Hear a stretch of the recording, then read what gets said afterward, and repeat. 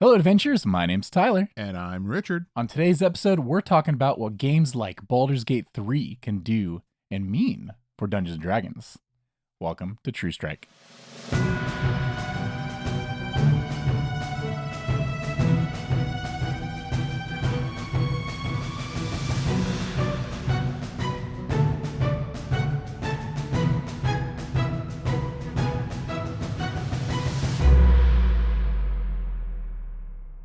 Howdy, folks, and welcome back to the show. Howdy.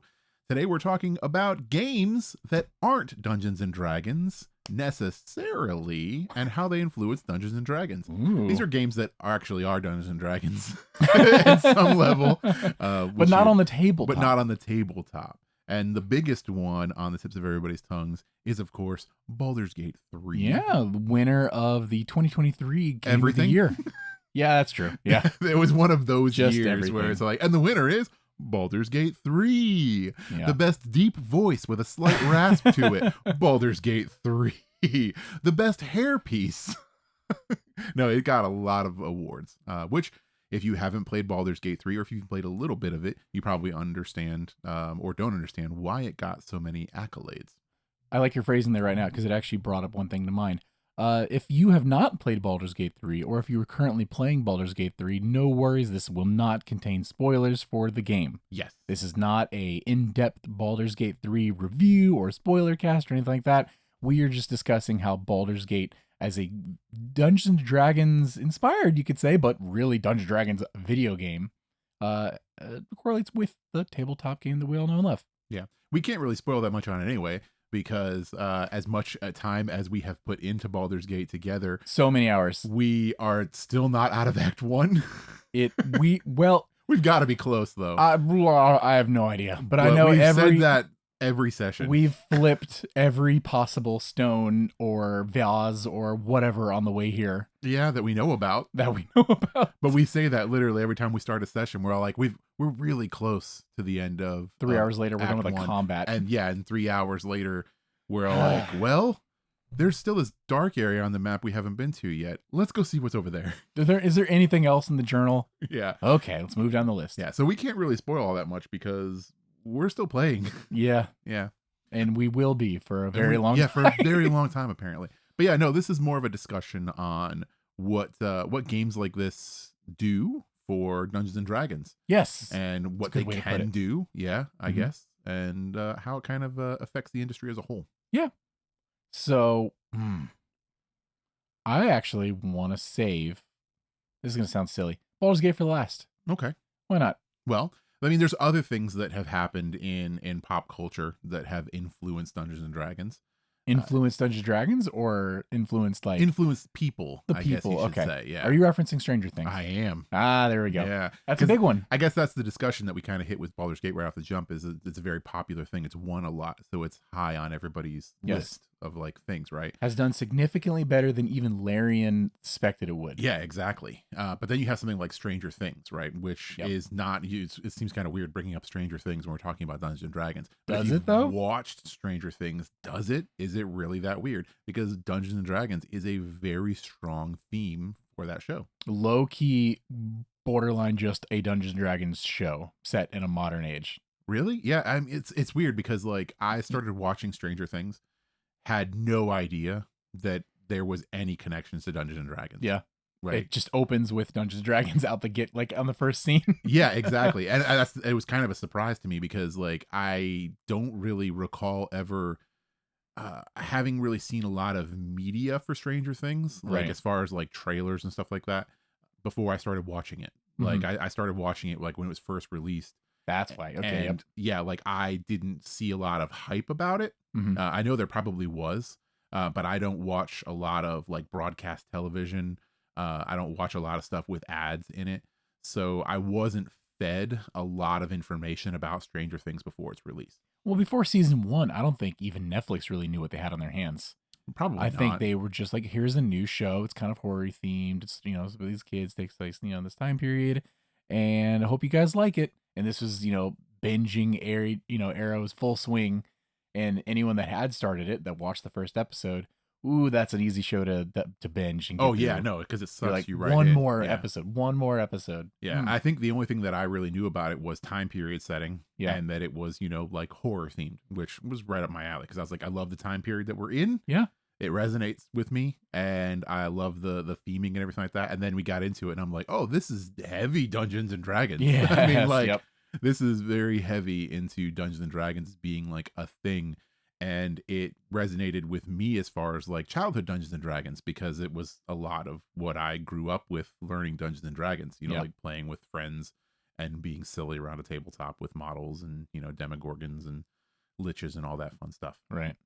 But yeah, it was arguably one of the biggest boons, I would say, for Dungeons and Dragons in a while. I think it may still be. Yeah. I mean, even more so than, you've got your Critical Role and Celebrity actual like live play shows and things like that.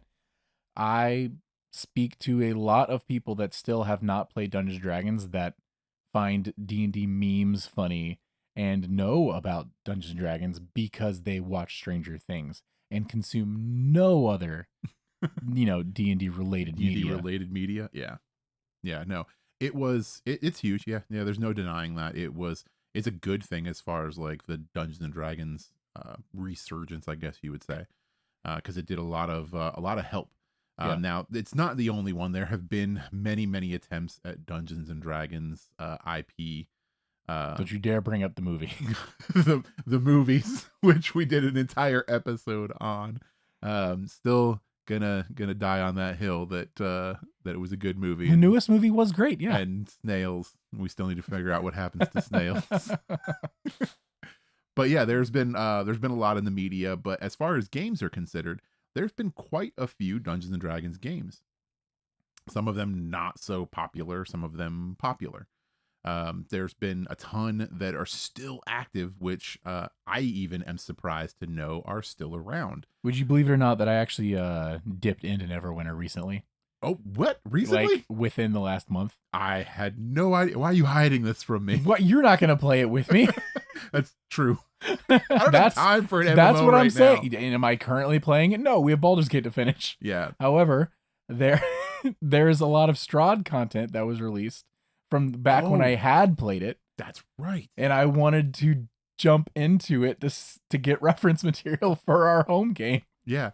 No, Neverwinter is the game that he's referencing, which was built on an MMO system, which did not have a lot of max players. So we're talking like MMO, right? When most people think of MMO, they're thinking of like, World of Warcraft. EverQuest was a big one. Neverwinter had relatively small servers. I think they maxed out like well below 100 players per server, which feels like a lot. Is a lot, but not that many in the span of an MMO game. But it was, it is top down, right? So third person. It's third person. It's not top down. Oh, it's not top down. No. It's not like isometric, nothing like that. It's third person. Okay. So yeah. It's at least it is currently. I don't know if it was always like that. I'm thinking of the other like RuneScape or something. Neverwinter games or the Icewind Dale games, because most of the Icewind Dale games and the Planescape games, those are all isometric and stuff like that. But yeah, Neverwinter was pretty big, arguably a very sizable MMO, not nearly the popularity that EverQuest got and that WoW got. Mm-hmm. I'm not sure why. I never actually played it. I looked at it a little bit. Yeah, I never actually played. Well, Neverwinter. We're gonna have to change that. And I didn't know after we beat Baldur's Gate that it was still a force that it is. And until like, I think it was last year, my buddy Jerry was talking about like the games that he plays. And that's a game that he still plays daily, like even right now. Really? Yeah. Like he was talking to me. He was like, oh yeah. Cause I remember he was talking to another friend of ours, a mutual, and they were talking about a game that he was playing. And he was all like, oh yeah, they just dropped this new update. And I can go to Menza Barazan and all that. And I was like, what are you guys talking about? What? I need to know what you're talking about right now, because neither one of them are D&D aficionados. Really? And they're playing this as their like main MMO? As a main game, yeah. Huh. And it's interesting because like I have talked to Jerry, and Jerry's seen me do prep for games before. Right. He's seen me do Dungeons and Dragons prep. He's seen me prep for other games like Monster of the Week. Like he was actually like watching me as I'm like drawing out maps and doing stats for, characters and everything like that. And he was all like, what are you doing? And I explained to him, like what Dungeons and Dragons was. and he's actively playing Neverwinter during these Interesting. conversations, and not Never says anything. and never says anything because he doesn't make the connection of Dungeons and Dragons and Neverwinter, Ooh. right? So that's an interesting thing, is that like, how much did Neverwinter affect Dungeons and Dragons when you compare it to other games like Baldur's Gate, which we talked about, and other forms of media like Netflix So and that's very interesting Stranger then. Things. Because if Stranger Things is bringing, maybe even unintentionally, a large amount of awareness to Dungeons and Dragons, the tabletop game, and you've got a video game actual as big as game. Neverwinter Yeah. not doing that. Now, I found Neverwinter because it's a Dungeons and Dragons video game. Yeah. So if you play Dungeons and Dragons and you're like, what are Dungeons and Dragons video games? Google. Neverwinter spits out at you very quickly, Yeah. along with, older Baldur's Gate and stuff like that. I never actually considered that some people would just play a game like Neverwinter because it is a video game called Neverwinter, and it's just fantasy themed, Yep. and you play as your typical fighter, rogue, wizard, stuff like that. But I guess that makes sense. Yeah. If you don't have the connection already, then it's just a video just game another you game. enjoy. Yeah. And because once I started talking to him and I realized that this is a game that he plays on the regular, like he is a regular login every single day. Jerry plays Neverwinter Nights, and that's to this day. That is one of his main games. That and like I think it's World of Warships is Say, like, the other one. Among Us. Yeah, but he plays Neverwinter. Okay. And when I started telling him about like Dungeons and Dragons, I was like, oh, this is the game that your game is based on. Right. And he was all like, what? And I went through the entire thing and I explained to him on a very base level what Dungeons and Dragons is. And Jerry's not a younger guy. Jerry's older than me. I think I want to say Jerry's in his late 50s. Wow. So he's definitely been around long enough to know what Dungeons and Dragons is. Yeah. But he has always been in the video game space, not necessarily the tabletop space. So having played Neverwinter, has no idea what Dungeons and Dragons was. Interesting. But I start talking to him about Dungeons and Dragons and I start referencing things and he knows what they are. He knows all of it already. He Yeah. knows it because it's in Neverwinter, but he knows it in a different format. Huh. Yeah, which is kind of what kind of drives the discussion that we're kind of having today, which is the video game aspect of things. How influential is it in driving people to play the tabletop? Right. Because Neverwinter is a big one, but we also have some other games in there, some that I've played that you haven't played. Yeah. Like in the span of mobile games. So we have Warriors of Waterdeep, if anybody Right, which I have not played. Right. You have not played that. I played that. I played it because I knew what the material was, and I was like, I need a new mobile game. I want something to click away at. And Warriors of Waterdeep seemed relevant enough, and I played it. And it's not a bad game at all. It's it's a mobile game. It's a game where you're kind of incentivized to spend money, Of course. like all mobile games are. Yeah. Do I think that a lot of people are going from Warriors of Waterdeep into the tabletop genre? I don't think so. That feels like a stretch. And as I haven't played it, but I think it's a vast stretch because at its heart, it is just a skinned mobile game. It's skinned D&D, right? But it's just a skinned mobile game. yeah. Is it driving anybody to the tabletop? I don't think so. I don't Why think would it it? is. Yeah, why would it? It's a very different thing. Mobile games I think of as they're either straight up your time wasters or they're your toilet games or your bus ride games. It's something to Mm-hmm. play when you've got a free time and you just got your phone out, right? Yeah. Versus tabletop is when you've got a few hours and you can really schedule some time with some friends and everything. And yeah, why would it, bring you from mobile to the tabletop? Yeah. Now, if that was never even the intention, if this was a mobile game designed for fans of the tabletop, then I feel like it fills that, void pretty well, right? Yeah. I mean, you found it because you were looking for a mobile game, and it was Aligned a interest. license. Yeah, you Yeah. were already interested in. But then again, look at other games. So you go down the list and you have something more recent that I know you've played because we played it together, and that is Dark Alliance.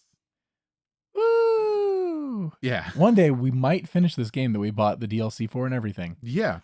Might. Not a great game in my opinion. Maybe it's gotten better. Maybe it's gotten better. It had some potential. Very buggy, kind of messy. Overall, just not a great experience, but I do know people that enjoy that game. Yet again, we should go play this because that was a short game, if I recall. Yes. Yeah. And there's, like I said, there's been DLC that we already paid for, so we have no reason not to.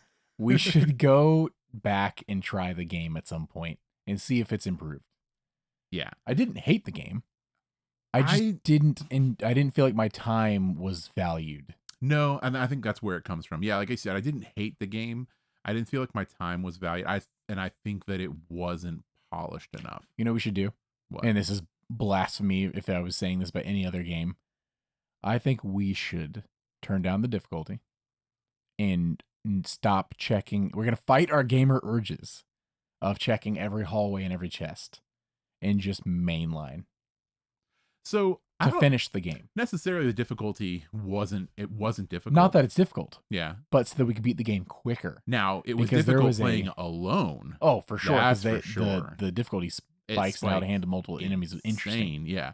But playing it with other people, it wasn't really that difficult. But it was a lot of every single chest, every single hallway going down, very samey. Lots of pathways. Back and forth. Yeah, a lot of back and forth. Versus, I think if we were to just mainline it for the story and for the experience of just we played the game, yeah, we could probably burn, because like I said, it's not that many chapters even. We could probably burn through it pretty quickly and say we did it. Yeah. We played the game we paid for. Yeah, probably. Versus if we just continue at our pace, it's going to be a minute. Yeah, I don't know. Like I said, I'm good either way, but I would like to go back to it at some point. Yeah, it's one of those games where, like, I'm hoping that it got better, but it is one of those that kind of fell off. Like, oh, so quickly. It fell off very quick. Like, I did see a lot of advertising for that game, and I saw a lot of push for that game. And then we got it and we played it, and we were all kind of like, eh. And then it kind of fell off, and it wasn't like a thing anymore. And it kind of is a thing that nobody talked about again. And we knew people that loved it, that played it to completion. Oh, yeah, they did play it to completion, and like extreme completion at that. Like, really, really played this game and tried to get everything unlocked and do absolutely everything. Yep. Which that's a whole other lot of dedication that I just don't have. It wasn't us. Yeah, it wasn't us. I need, I want something more, I guess. And I wasn't getting it from that game. Right. But again, a game, can you say, brought anybody into Dungeons and Dragons, or would have brought anybody into Dungeons and Dragons? I definitely think if it's one or the other, right? Yet again, it's for people that are already fans of D&D that are going to play this game. Mm-hmm. However, if it was a relatively affordable game, if you were to have gotten this game just to have a cooperative game to play with your friends, I could see this spurring interest because it's got like big name, player or characters and things like that. And I could absolutely see this being something where like, I want to check out Dungeons and Dragons for real, though significantly more one way leaning than the other. And if this game had been better, I think it absolutely would have had a shot at bringing people over to tabletop. Really? I think it would have a better time bringing people over to the lore side. That's part of it. Of Dungeons and Dragons. That's because you have some very big names, like you say. Yeah. Which would allow you to, like, hey, there's books written about some of these people. That's interesting. And then you read some of those books. Oh, the Driss we're doing alone. Books. Yeah. Yeah. But like, I don't know if I agree that this game could ever bring somebody to the tabletop. Yeah. I think that's a big bridge. All right. Here's my reel, and you feel free to shoot me down entirely, of course. This game is a cooperative game. Mm-hmm. So ideally, if you were playing this game because you wanted a cooperative, you don't know anything about D&D, you buy this game because you want a cooperative game, relatively cheap entry point to play with you and your 3 other friends. What else takes 4 other players? You're like, what if, hey, Monopoly? Yeah, you could play Monopoly. Or maybe next to Monopoly, you find the Dungeons & Dragons Monopoly, and you're like, oh, look what's next to Dungeons & Dragons Monopoly. Dungeons & Dragons. And then one of your players is like, hey, you know that video game we've been playing? I just bought the DMG, or the starter kit, the starter set. Would you guys want to play this? I guarantee that happened at least once, where there's a group of friends that played the video game. I don't know. It's like I said, kids literally could be 10-year-olds, 15, who knows? that played the video game and were like, what if we try the tabletop? And it's always going to be the one person that spends the money actually buying it that drags the other friends in, and then they're the one that runs the game, and maybe they have a really good time. I guarantee you that did not happen 0 times. Greater than 0 amount of times. Greater than 0 amount of times. Okay, I'll give you that. Because it's co-op. If you need a group to do one, you've got at least 4 chances of one of those people trying out the tabletop. And it's an IP they're now familiar with. Definitely more one way to the other than that way, Bo. I think so, but I think it's kind of a stretch. Sure. I think it is kind of a stretch. It probably did happen, but I don't know that that's the rule. I think that might be the exception. Oh, totally. I Totally don't think the it's exception everyone. and not Yeah. the rule. Yeah. And then you come back full circle to what we... Idle Champions. Oh, Idle Champions. I forgot about that one. The game that everyone played because you could unlock Gym Dark Magic. Yeah. Which... Okay. So, Idle Champions, I only heard about because I could unlock Gym Dark Magic. Acquisitions Incorporated is the entire reason why Idle Champions was even on my radar. Same. Yep, I had. And in fact, you're the one who put it on my radar because I think we were waiting in line to meet Gym Dark Magic. I was gonna say, was this when we were meeting J Craw and like Dinar and everybody? Yeah, this Ryan. was when we were waiting in line to meet everybody. And I hadn't even started listening to Acquisitions Incorporated at that point. And I was like, Ryan's gonna be here. Yay! I was only in line because you were in line and you were hype. And I'm like, I know who Morgan Webb is. And Jeremy Crawford, but that's it. Like, I don't listen to Acquisitions Incorporated. I didn't even know why Morgan Webb was there. And I was so like, I know Morgan Webb, though. I'll meet her. Cool. Sure, why not? Yeah. And then we're waiting in line, and then you're like, oh, the other thing is characters in Idle Champions. Well, while we were in line, the back of the thing they handed us had a code to unlock. For Idle Champions. It was Rockstar Gym Dark Magic. I remember now. It was a Rockstar version of Gym Dark Magic. Yep. Yeah. And then you could also get Dinar if you played certain things. Cool if you like tappy mobile games. Yeah, I downloaded it. Idle games. Yeah, and it is exactly what it is. It's an idle game. Yep. Yeah. I mean, I guess technically you can say that one worked. It got me listening to Acquisitions Incorporated. Yeah, that's true. And then I listened to all of it. And, and to be fair, as far as idle games go, good idle game. Yeah, maybe it was okay. I didn't play it long term. For. No. Yeah, I didn't play it long sure term. Lots I played of people it for a little while. Yeah. But not us. Yeah, not for me. But yeah, no, it did get me into Acquisitions Incorporated. Mm-hmm. Or, I guess it was kind of ancillary to that, but I eventually got into Acquisitions. It got you into Acquisitions Incorporated, yeah. Which got you into playing a game of D&D. Which got you into making a D&D podcast. Yes. It worked. It got me back into Dungeons and Dragons. Yeah. What we're asking here is when will Richard be in Idle Champions? Who knows? I think you'll get into Idle Champions before me. I hope. At least I want Rudy to be in there at least. Yeah. At the minimum. He has more potential. I don't know. Than any of my characters. Nif would be great.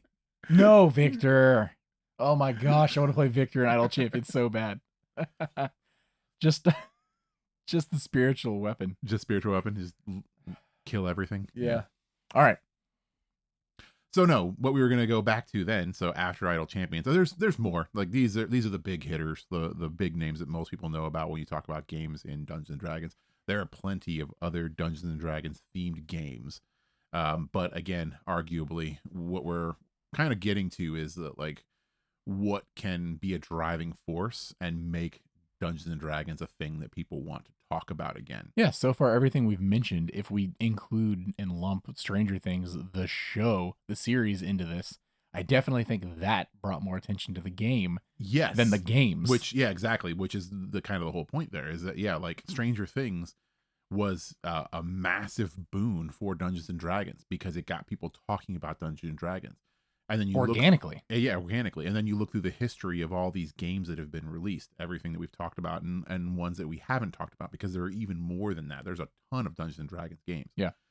But they don't get people talking about Dungeons and Dragons really. They do get people into the game, but they're not getting people talking about Dungeons and Dragons.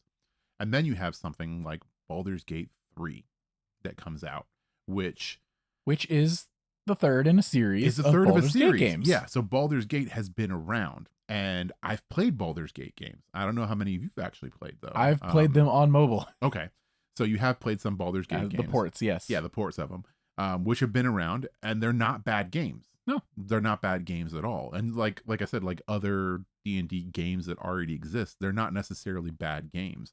But I would argue that none of the previous Baldur's Gate games got people talking about Dungeons and Dragons the same way that Baldur's Gate 3 has. And maybe it's just me looking back, but yeah, it felt very similar to these other D&D games we've mentioned, where if you're a fan of the tabletop, you're more likely to have played the game than the other way around. Yeah, where this was game great, yes, has just broken into the world in the mainstream, and maybe that's because of Twitch, maybe it's because of fun YouTube compilations of, you know, dwarves throwing each other and exploding everything, or maybe it's just clips of the amazing voice acting from these people, and I don't know how it did it, but it did it. And Larian, over the course of like multiple years for early access, and then putting this game out at a very reasonable price for a insane amount of content, all quality and as bug free as possible for the launch, and they just knocked so many things out of the park. Yeah, on this swing. This has been such an interesting thing for the video game industry in general, not just for Dungeons and Dragons, but to have a game like this that gets released in a fashion like this, because we're so used to seeing games in our landscape right now that release too early. Yeah, like almost every one of them. Almost every single one of them. If it's not a first party, well, even then sometimes. Well, even some other stuff. It's ridiculous what we get released sometimes. And we're getting unfinished games. We're getting buggy games. We're just getting bad games, and we're paying full price for them. And then Larian, which is not a nobody developer, but they're definitely not one of definitely the big ones. They made some really good games. Divinity is an amazing series. I'll say Divinity 2 Original Sin, one of my favorite games. Why we were so excited for this. Exactly. In fact, I personally, I can't speak for you, was more excited for this game because Larian was making it. Yes. Than I was because it was Baldur's Gate 3/D&D the game. Oh yeah, no. The fact that it was a D&D game was, cool. Yeah. But this to me was all like, wait, we're getting a kind of almost a spiritual successor of Divinity Original Sin 2. But with 5e mechanics. Sign me up. Yeah. Like, this is going to be good. And I got early access for PC as soon as I could. I had it for Stadia. Yeah. Oh man. You and 7 other people. You and all 7 Stadia users. But yeah, this like I said, is just such a breakout thing for the video game industry, because you have a game that scores so highly across the board with pretty much everybody unanimously. And yeah, it's got bugs. Like, every game has bugs, but like the scope of this game, it's huge, and the amount of bugs, it's not like, is nowhere near what we're seeing or what we're used to seeing in current release games. I like I said, I'm not gonna spoil anything, but there was a moment in the game that I was like, oh, I bet you I can do this thing. And this happened just recently. I was like, I bet you I could take this thing, and then this entire scene will work out differently. And then we tried it and it didn't work out. And then we're like, okay, you know what? We don't like the save scum kind of thing. We like to stick with most decisions, but I want to try this again because I think it bugged. Like, it actually bugged. Like, yes. a character just disappeared from the world, and we're like, whoops. So we reloaded, tried again, didn't work. And I'm like, this has gotta work, right? Tried it again, didn't work. And I was like, oh, I guess I messed up. Larian didn't account for this. It just doesn't work. So we just played it as intended and whatever. But then I looked it up online because I was like, I wanted to find out about that bug. Like, I wonder if other people had this character disappear. And while I was looking up the bug, I found a guide to do the thing that I was trying to do. Yeah. I was like, they did account for it. I just did it wrong. Yeah, we just did it wrong. Every single thing in this game and all the butterfly effects and everything else has like a billion ways it could possibly go, and the game just flow. Yeah. How? And with as few bugs as there are. It's just amazing what they were able to accomplish and what they were able to put out there. I mean, and oh god, just a complete side piece. The voice acting in this game. The voice acting is amazing. There were just random, unimportant 2-line NPCs that we were talking to, and I was like, that is some grade A amazing voice acting from these characters that will never come up again. Yeah. And it's like that across the board. Yeah. Like, I mean, like down to speaking with animals. Yeah. And you have an animal that you'll talk to in like one scene. That's the last time you'll ever speak with this animal.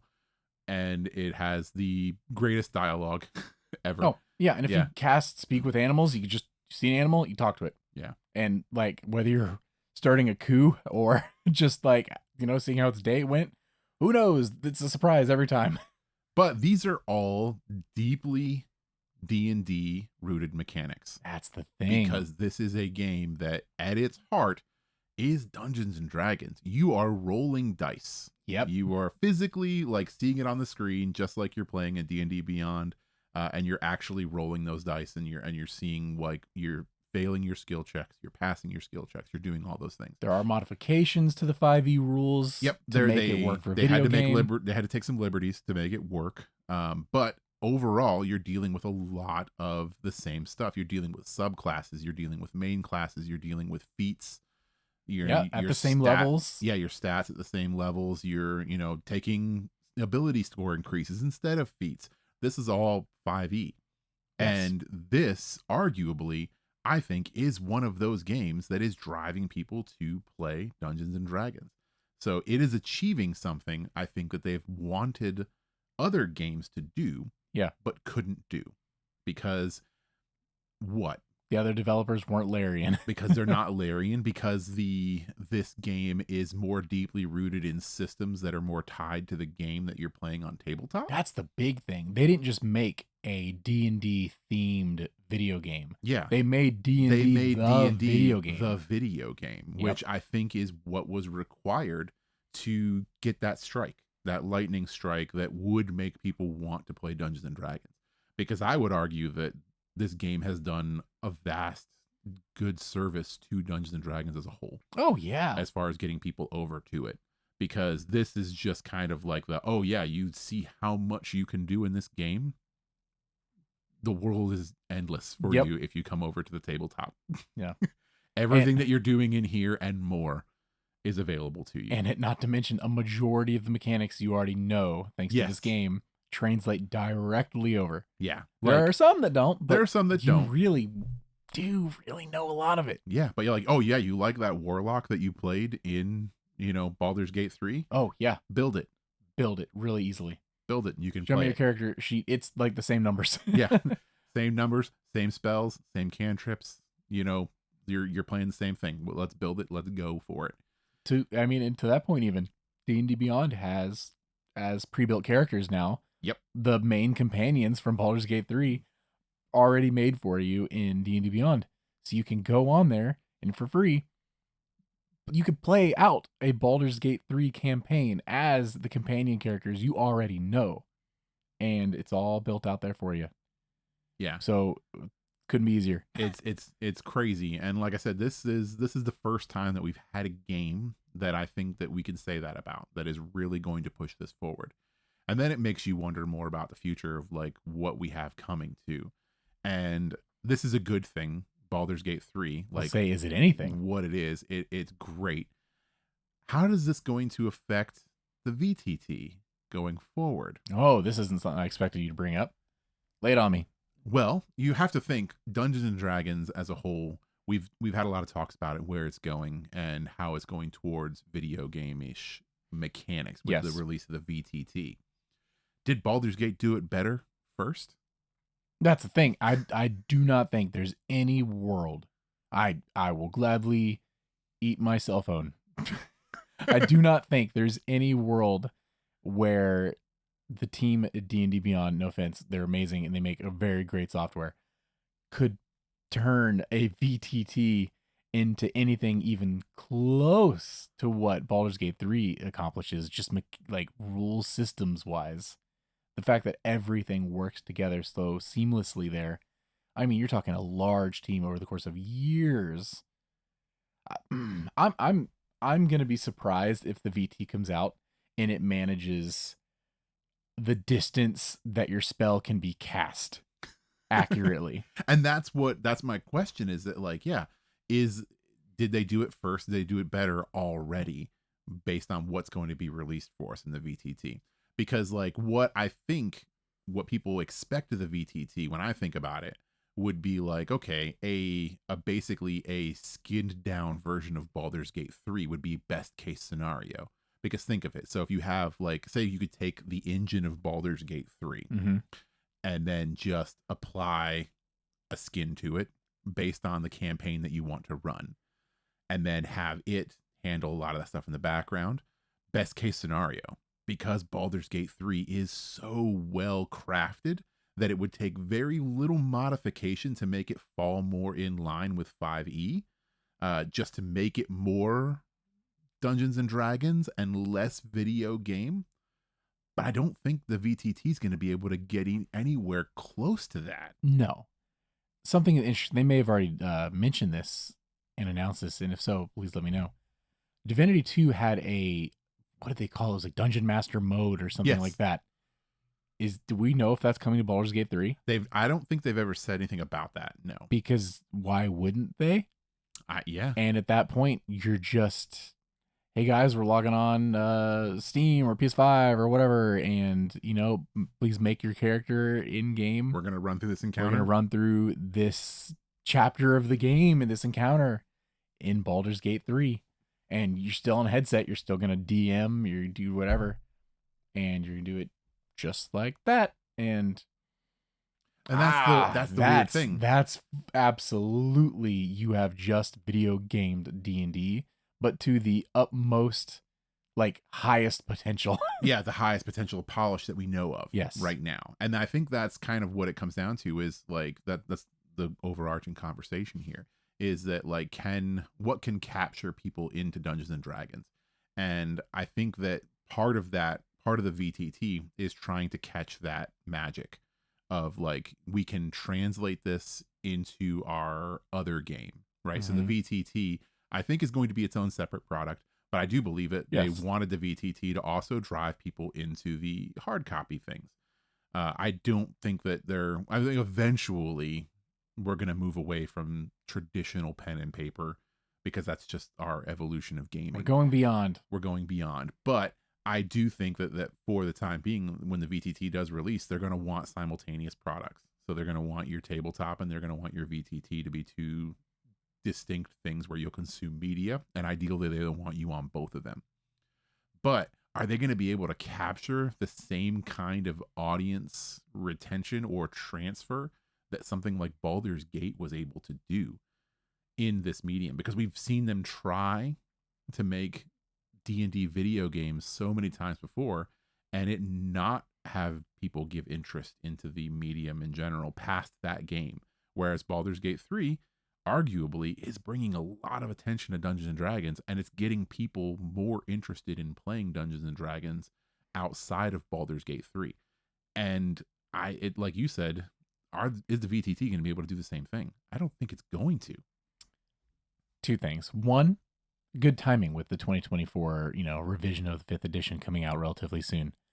Two, I have never felt more in my entire life like an old man shaking his fist at clouds than I do right now, because the idea of playing Dungeons and Dragons without us just using our imaginations to fill out details, even on a VTT, right, where it's not going to be highly detailed environments and such.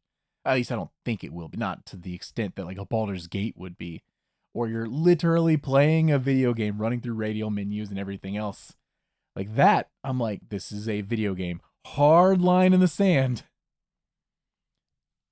A little on our side, you got like basic VTT access, so like digital maps, and you have your token, your minis and everything like that. And then you've got like real D&D like we play. You know what I mean? And this is where I want to sit if we were playing. This is totally 100% just personal preference. If we have to play on Discord, of course, let's use a virtual tabletop. It's the best we can do in our current situation. But if we're sitting here in a room playing together, talking in funny voices and like maybe moving minis around on the table on a poorly drawn map or whatever, that's my preference. That's how I want to do these games, these social interactions, these good times we have together. I do not want to play Dungeons and Dragons by booting up Baldur's Gate 3 and just being like, I made you guys this level. Play the game. Because now a game designer, not a dungeon master. And at the end of the day, I guess it's all the same thing. And it's just that line personal is preference. Awfully gray there, sir. But shaking my fist. I would love to stay over here behind a screen. I think that not a TV screen, a wooden screen. I think that like if so, the VTT, we don't know when that's coming. No, we know that we've got the map alpha, but 2-dimensional. But I will tell you this: that I would guarantee you that if that VTT was coming out in 2 months or so, Baldur's Gate would have been the best thing to ever happen for it. Yeah. Yeah. And I think that they are probably a little bit upset by how well Baldur's Gate has done. They can't be upset. Versus how far removed it is from the VTT. Because Baldur's Gate 3, if people would have beat Baldur's Gate 3 and then look across the room and see the VTT sitting there and being all like, hey, y'all, I'm like Baldur's Gate 3, but you make the story. People are going to jump over to that. And they would move directly from Baldur's Gate 3 to something like the VTT. I think the transfer to that would be a lot more of a common transition than going from Baldur's Gate to a tabletop. Because I think that it is bringing people into Dungeons and Dragons because you're seeing the mechanics, you're seeing how they work. You're having a very good understanding of how the tabletop works. But I think that it would have drawn a lot more attention to the VTT if the VTT was anywhere closer on the horizon. I do think that they're very happy about Baldur's Gate 3 and how much it has brought people to Dungeons and Dragons. Yeah. But I think they would have been a lot happier if the VTT was closer to being on a release. Because I think it would have drove even more traffic. There we go. Ooh, to driving terms. Them because of that direct kind of correlation between like Baldur's Gate 3 as a video game and the video gamey elements to it, to the VTT and the video gamey elements that we see are kind of inevitable in that. So I think that they would have been happier if the VTT was closer to it being a thing with this whole success of Baldur's Gate 3. Maybe. There feels like there's such a separation to me in that one, as far as I'm aware, is not even close to being the other. I'm just. Well, no, because like the VTT is going to be like I said, a very skinned down version. It's going to be a place where you make the adventure, you decide everything, and it's just kind of you playing in that sandbox again. How many features are going to be built into this official VTT? Right, we know from there's going to be, you're going to measure distance, right, for your movement, and you're supposed to be able to see distance for your spells and maybe AOE. Yep. Is that it? No, you got miniatures, you've got classes, you've got your miniatures, you've got your stat imports, you have in-client rolling of dice. Yeah. You have in-client interaction with environmental pieces. You have all of that. So when you look at it, like I said, it's like a skinned version of Baldur's Gate 3 because Baldur's Gate 3 has all of this already, right? But to a much finer detail than we've ever seen in the VTT. Yeah. Because what we have seen in the VTT from people that have played it, which has been quite recently, actually, they've had people play testing the VTT as of like a week ago of recording, which is just before the new year. People have been playing it quite recently, and the iterations that people have been playing have been very close to what we've seen video of when they did the the sneak previews and stuff like Yeah. that, which is a very robust looking system. Not as in depth, obviously, as what we've seen in Baldur's Gate 3, Of course. but it's a different system. But it, like I said, it's closer. The VTT is closer to Baldur's Gate 3, I would say, than the tabletop is to Baldur's Gate 3, which is why. Is that just because of the digital element? Just because of the digital element and the way everything looks. I think that it, like I said, I think it's closer to. So I think that Baldur's Gate 3, if VTT was closer, would drive people to the VTT closer than it would to the tabletop. But I do think it is obviously driving people to the tabletop because that's what's here. Their statement of wanting to get the VTT, their VTT, on everything as far as mobile, even in consoles and stuff like that. That we need to see that actually happen, because then yes, that would be a very easy transition. Hey, you just finished playing this game on PlayStation? Well, guess what? Boom, here's the D&D Beyond on PlayStation. You can do this right now. Yeah. That would be a good one for one, especially with being able to import the companion characters. Oh, yeah.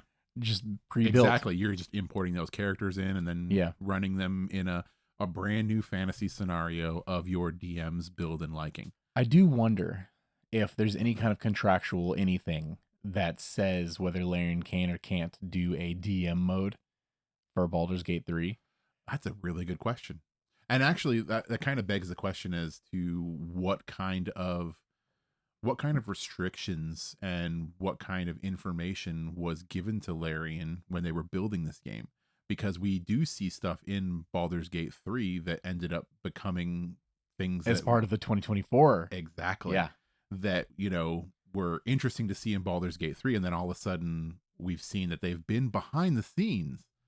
So they're privy to some information, obviously, which means that they're privy to contracts, which, again, is what can they show? What can they show? What can they use? And what can they actually do? Yeah, I think Baldur's Gate 3 has been good for Dungeons & Dragons as a whole. It's probably been the best as far as video games are considered for Dungeons & Dragons. Yeah. Arguably. I mean, we talked about a bunch of them, but like I said, there's a bunch of other games that we never even touched on. There's tons of RPG games that are based loosely in, Dungeons & Dragons systems that take a lot from them, that borrow a lot from them to try and capture the magic of a tabletop game, but none of them have brought the amount of success that Baldur's Gate 3 has done. I mean, this game, I think, in such a short time. This game has convinced players they like RPGs. Oh, yeah, 100%. Yeah. I've never been interested in them before. Yep. That play this and they're all like, wow, I love RPGs. This is amazing. Who knew? Yeah. So, yeah, it's a big thing for Dungeons & Dragons. Huge thing. Will it happen again? Ooh, that's big. And here's the weird thing, right, about that? Like, you mean, will there be another game? Is that what you're getting at? Will there be another game that does as much as far as eyes on Dungeons & Dragons that Baldur's Gate 3 I do has think accomplished? If any game has a chance of doing it, it's going to be Baldur's Gate 4. I mean it. I really do mean it. And it's because at this point in Larian, I trust, because Divinity 2 was amazing. A great experience. We reference that game all the time. Good memories from that game. And this game, I was like, oh, I'm hyped. But I don't know if it'll be as good as Original Sin 2. And wha-bam, it's probably better. And it's like, okay, oh, yeah. Like, are they gonna do this again? They've already made it now. Like, are they gonna expand upon this for the next one? And what are they gonna do? And I'm sure it's gonna have even more eyes on it because it's a sequel. And, sequels tend to do better, at least, sales. So it's going to have a lot of attention. Got big shoes to fill. Oh, absolutely. Is the sequel going to have Karlach? Because if not, people are going to riot. Oh, yeah. No, people are definitely going to riot on that one. I'm people. Well, at the end of the day, yeah, I think it was good. Was it Stranger Things good? Ooh, that's tough. Uh-huh. No. Yeah, I think Stranger Things unintentionally was a bigger boon for Dungeons & Dragons, mm-hmm. For sure. But also a different medium. Absolutely. Wider Medium reaching. as in wider reach. Yeah. Media as far as television, streaming services, Netflix had an easier time to capture the imagination of a nation, essentially, It's just funny than to me. video games, because video games are still a niche audience. We're a bigger niche than we used to be. And it's more comfortable to say you're a gamer now these days than it used to be, but still a niche. It's just interesting to think a show that is not Dungeons and Dragons presents Stranger Things Yeah. or anything like that. Like, they're not even fighting Vecna the character. They're just like, We can call that guy this Vecna. guy reminds me of this character Vecna that we fought in the game, and they're gonna call him Vecna. Or this thing isn't a Demogorgon, but it reminds us of Demogorgon, so we're gonna call it the Demogorgon. And that thing sticks. 100% is the Demogorgon now. And same with Vecna. Like, my parents know who Vecna is, Which in is such a way. weird Right. existence Yes. to be in. Yeah. So, yeah. So it didn't have the same effect. It's not Baldur's Gate 3, Baskin Robbins collaborations yet. No, not yet. But as far as video games go, Pretty Baldur's freaking big. Gate 3 takes the cake on that one, I think. Yeah. We'll see what happens with the next one. Ooh, we'll see what happens when Stranger Things finale ends too. I was going to say we also have Stranger Things finale. You think that happens this year? You think it happens anywhere near the launch of the new 2024 revision to the Player's Handbook? Ooh. I don't even know what the timetable is for that.